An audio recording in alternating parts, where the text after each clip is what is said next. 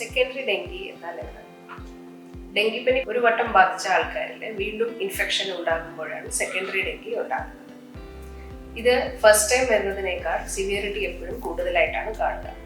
പ്രത്യേകിച്ചും ആരോഗ്യനില സങ്കീർണമാകുന്നത് മുതിർന്നവരിലും അതുപോലെ ഇമ്മ്യൂണിറ്റി കുറവുള്ള ആൾക്കാരിൽ, കിഡ്നി ഡിസീസ് ഉള്ളവരിൽ, ഹാർട്ട് ഡിസീസ് ഉള്ളവരിൽ, ലിവർ ഡിസീസ് ഉള്ളവരിൽ, പ്രഗ്നൻസിയിൽ, കുട്ടികളിൽ ഇവരിലൊക്കെയാണ് സെക്കൻഡറി ഡെങ്കി കൂടുതൽ ഗുരുതരമായിട്ട് കാണാറുള്ളത്.